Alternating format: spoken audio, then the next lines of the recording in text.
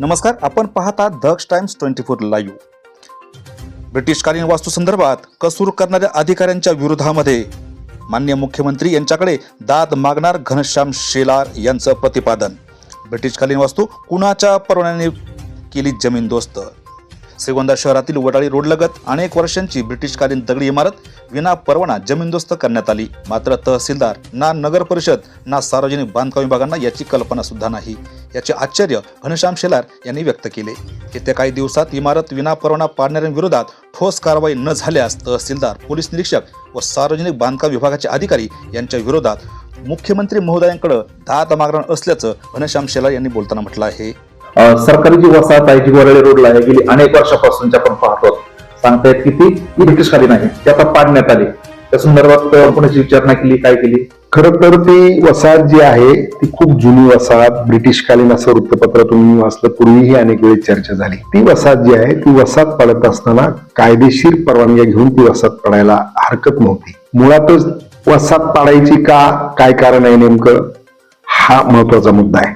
आणि ते पाडत असताना कुठलीही परवानगी नाही. कारण मी माननीय तहसीलदारांना फोन करून विचारलं, त्यांनी सांगितलं की निर्लेखन झालं नाही अशी माझी माहिती आहे.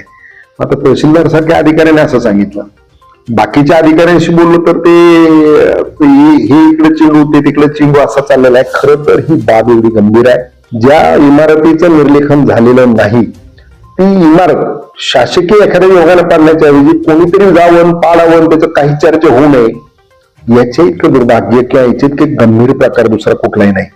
आणि हा गंभीर प्रकार झालेला असताना प्रशासकीय यंत्रणा देखील त्याच्या बाबतीत गंभीर व्हायला पाहिजे.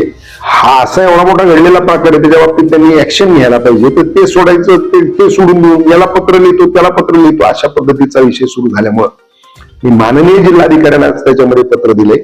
त्या पत्राची कॉपी माननीय या राज्याचे मुख्यमंत्री देवेंद्रजी फडणवीस साहेबांना पाठवली, उपमुख्यमंत्री सुनेत्राताई पवारांना पाठवलेली आहे आणि एक कॉपी मी एकनाथराव शिंदे साहेबांना पाठवलेली आहे. याची चौकशी होऊन अशा पद्धतीने सरकारी इमारती परस्पर पाडणं ह्या गोष्टी होणं गंभीर आहे. आणि म्हणून याची चौकशी होऊन जी काय असेल ती कारवाई झाली पाहिजे अशा प्रकारची मागणी त्या पत्राच्या माध्यमातून मी केलेली आहे. खरं तर ही जबाबदारी तहसीलदार, या पोलीस स्टेशनचे PI आणि PWDचे डेप्युटी इंजिनियर यांची आहे.